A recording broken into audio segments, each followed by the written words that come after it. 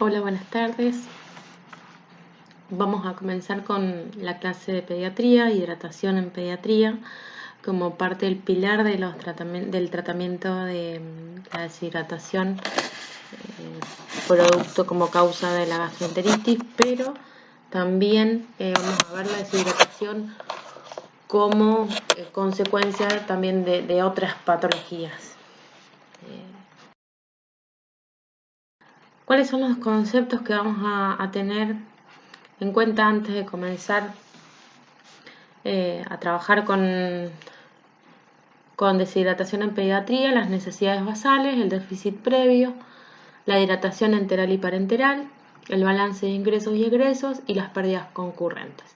Estos van a ser los conceptos que vamos a manejar durante esta clase y la próxima. Vamos a trabajar con todos estos conceptos y vamos a ponerlos en práctica para basarnos en el tratamiento con líquidos y en los cuidados de enfermería del niño con deshidratación.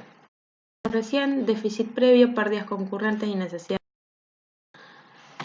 El déficit previo básicamente es el peso actual menos el peso anterior, la diferencia entre el peso actual y el peso anterior, que nos va a dar el grado de deshidratación que tiene, el porcentaje de pérdida de peso, y lo vamos a hacer cada 12 o 24 horas y siempre al ingreso según la necesidad o lo requiera el paciente. Las pérdidas concurrentes, las más importantes, es la diarrea, es la más frecuente, son pérdidas anormales de agua y electrolitos, se pueden calcular y reponer de forma dinámica, se reponen considerando valores plasmáticos del medio interno y la naturaleza de la pérdida.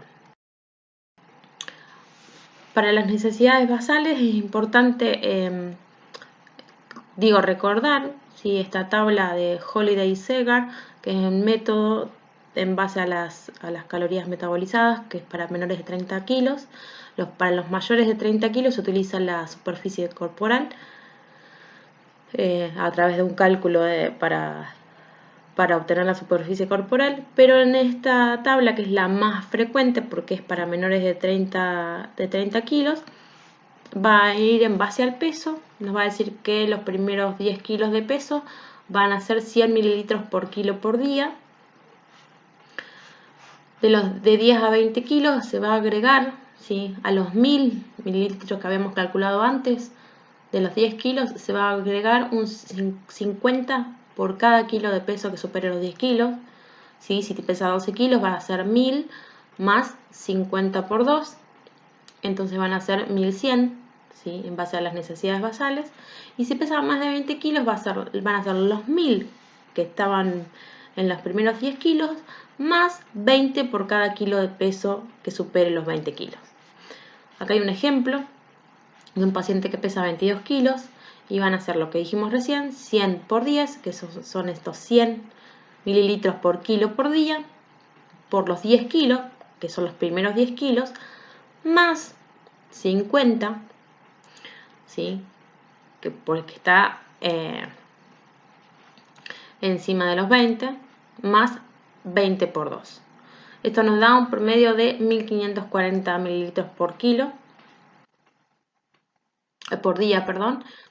Y eso, en datos por ahí más sencillos y más relevantes, divididos en 24 horas, nos van a dar un promedio de 64 mililitros o microgotas de solución para el plan de hidratación parenteral. ¿Sí? Eso es lo que un paciente de 22 kilos, ¿sí?, necesitaría en un plan de hidratación, entre 60 y 70 mililitros por hora, perdón. Como parte de la terapia de rehidratación oral, la Organización Mundial de la Salud declara que es más simple, más efectiva, segura y menos costosa la hidratación oral que la hidratación endovenosa, tiene menos riesgos también, por eso es más segura. No resuelve, la terapia de rehidratación oral no resuelve ni disminuye la diarrea, pero sí limita los trastornos que produce la deshidratación, la pérdida de peso y la desnutrición. La preparación de las sales puntualmente para la terapia de rehidratación oral es 1 litro de agua segura en un recipiente limpio. Puede ser cualquier recipiente siempre que esté previamente limpio. o de contaminado, se coloca 1 litro de agua y por sobre el litro de agua el sobre de rehidratación. Se mezcla y se deja en un lugar seguro, en un lugar fresco, no es necesario la heladera. Como recomendaciones, lavado de manos antes y después de preparar la solución, conservar en un lugar fresco, utilizar elementos individuales para el paciente ya que ya que está deshidratado, y en el caso de que vimos que venimos viendo, va a ser una gastroenteritis, entonces es bastante frecuente la contaminación fecal oral y también la transmisión de contacto indirecto a través de fomites contaminados, entonces por eso es importante tener elementos individuales. El lavado de manos frecuente y siempre valorando los signos y síntomas de deshidratación. El signo del pliegue, ¿sí?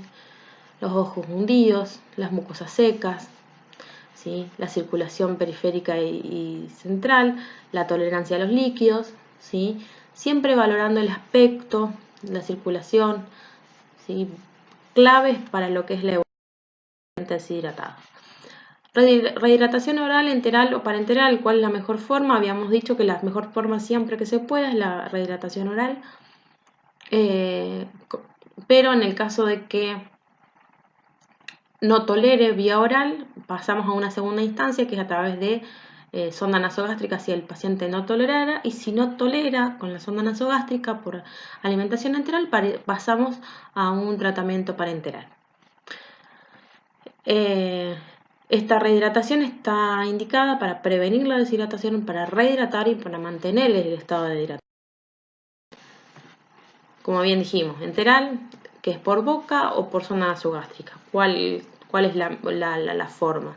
La forma de la hidratación va a ser según el paciente. Si el paciente tiene buena tolerancia vía oral, no presenta vómitos, no tiene distensión abdominal, podemos seguir con alimentación por boca o vía oral. Si el paciente tiene vómitos, no tolera los líquidos, está nauseoso, podemos, después de haber probado en varias oportunidades vía oral, podemos estar en condiciones de colocar una sonda nasogástrica.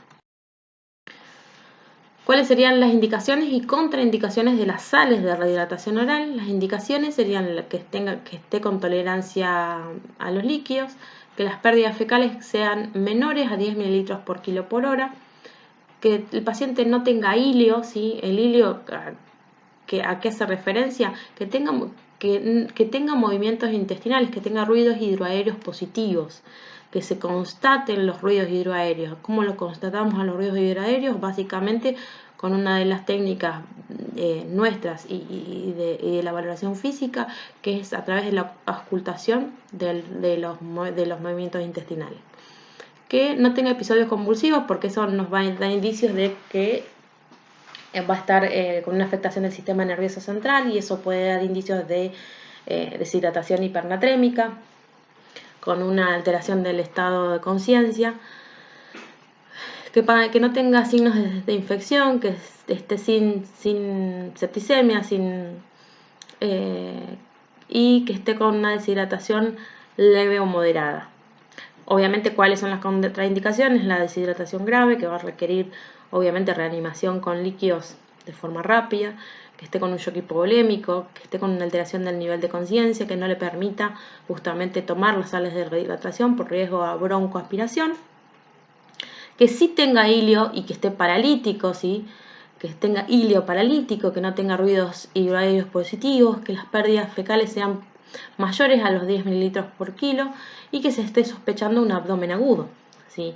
Obviamente las convulsiones es otra de las indicaciones para la terapia con sales de rehidratación oral, como bien dice acá.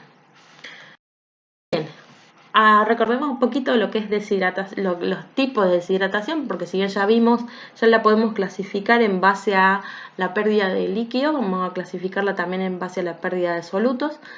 Podemos clasificarla en hiponatrémica, hipernatrémica o isonatrémica. La hipernatrémica es la más grave, es la que requiere un monitoreo permanente, una corrección de la hipernatremia lenta, de forma segura.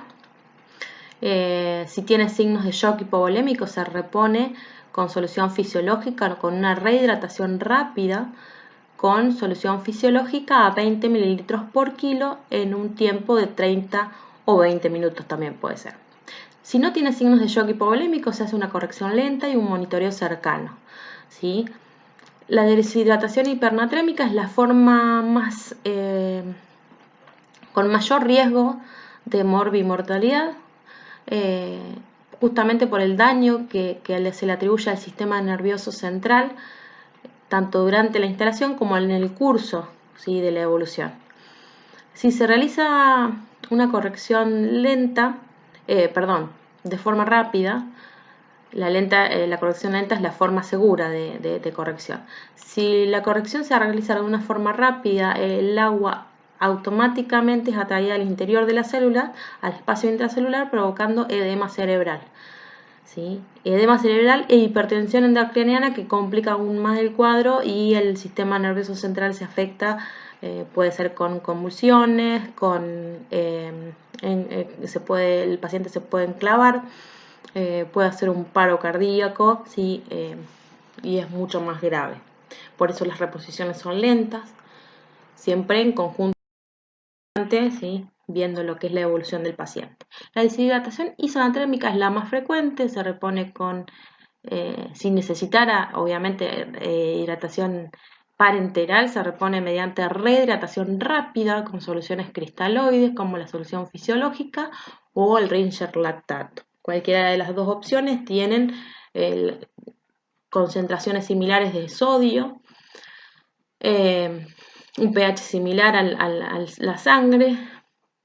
El Ringer lactato tiene otros electrolitos que ayudan justamente a normalizar, ¿sí?, a esta deshidratación. Bien, ¿qué pasa con la rehidratación endovenosa rápida si el paciente está anúrico? Se coloca un plan de hidratación parenteral sin potasio, sin agregado de potasio, ¿sí?, porque como habrán visto en el material, el plan de hidratación parenteral, ¿sí?, tiene distintas formas de cálculo que no va a ser al caso y no va a ser nuestro punto de encuentro en este momento, pero sí es importante que sepan que habitualmente en pediatría se usa un plan basal que vamos a ver después en clase. Se le llama plan basal porque tiene concentraciones acordes de potasio y sodio que van a tender a mantener esas concentraciones y a evitar justamente la hiponatremia y la hipopotasemia durante la internación. Eso en base a lo que es la hidratación parenteral. Pero ¿qué pasa si un paciente está anúrico, si no ha orinado, no constatamos diuresis nosotros en la guardia, ¿sí?, y se indica un plan de hidratación? El plan de hidratación se indica sin potasio hasta que el paciente orine o hasta que tener el resultado del potasio en sangre, que es la calemia, o un electrocardiograma normal, ¿sí? El potasio tiene efectos positivos y negativos, o sea, tiene efectos comunes y colaterales dentro del organismo, pero puntualmente en la función renal y en el miocardio hace su protagónico más especial. Seguramente si leyeron el material van a saber por qué. Digo, puede afectar en la función renal bastante, mucho más de lo que necesitamos, y a nivel miocardio también. Entonces por eso es importante tener en cuenta esto. Si el paciente no ha orinado, se coloca un plan de hidratación sin potasio, se aclara en el preparado, ¿sí? Y una vez que el paciente orina se agrega la concentración de potasio indicada. El flujo regular proporcional que se recomienda es un flujo de 25 mililitros por kilo. Siempre las soluciones que vamos a administrar para reponer la deshidratación va a ser por bomba de infusión, nunca en goteo libre. En pediatría no se trabaja con goteo libre porque se necesita un control de ingresos y egresos mucho más específico, tenemos volúmenes mucho más pequeños, tamaños mucho más pequeños que tienen otras complicaciones y implica justamente un control más específico. Cuando se encuentre el paciente normohidratado, se puede reiniciar la alimentación por vía oral. Siempre es recomendado la alimentación por vía oral. Y siempre debemos controlar en forma horaria los signos vitales, el peso según lo requiere el paciente, puede ser cada 12 o 24 horas. Los signos de deshidratación, controlar vayan cediendo o vayan disminuyendo, la diuresis y las deposiciones, el balance, ¿sí?, de ingresos y egresos y el ritmo diurético. La rehidratación rápida es la forma de rehidratación elegida para todos los pacientes deshidratados que no pueden hidratar por vía oral y que tampoco tienen contraindicación para recibirla. ¿Qué quiere decir con esto? Un paciente que está con una cardiopatía, seguramente la rehidratación rápida no va a ser posible y va a requerir una hidratación parenteral convencional, ¿sí?, a través del cálculo de necesidades basales. O bien se puede hacer una rehidratación rápida, pero no va a ser a 20 mililitros por kilo, que es el valor predeterminado, sino que va a ser de 5 a 10 mililitros por kilo, como mucho, según lo requiera el paciente y la indicación médica. Bueno, en base al grado de deshidratación y al plan A, B o C, vamos a implementar los cuidados de enfermería.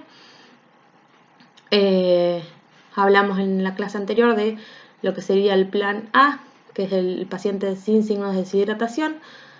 Seguir recomendando la hidratación oral efectiva, ¿sí? En el plan B, asegurarnos de la correcta preparación de las sales de rehidratación oral.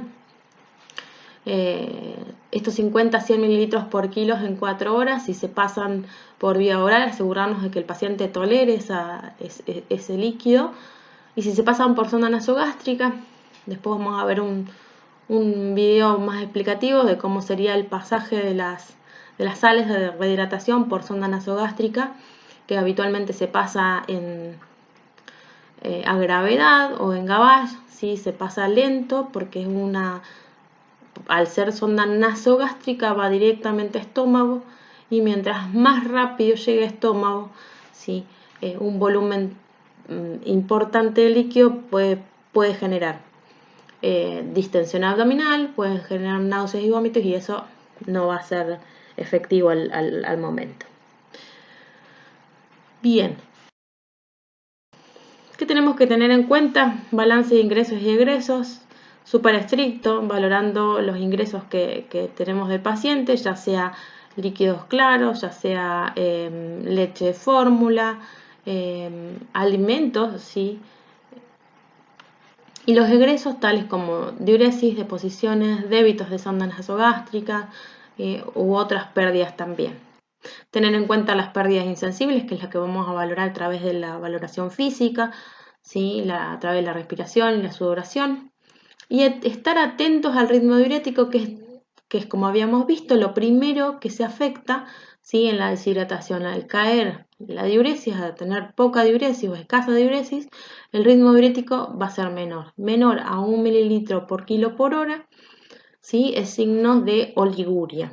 Entonces ahí tenemos que indagar mucho mejor en qué es lo que le pasa a nuestro paciente. Vamos a hacer un balance de ingresos parcial o total, dependiendo sea el caso, del acceso vascular periférico, y en qué casos vamos a utilizar accesos vasculares o vías periféricas, cuáles son los cuidados antes, durante y después de la vía periférica. Es súper importante. Mantener la seguridad del paciente es imprescindible para poder tener un tratamiento y los cuidados de enfermería efectivos.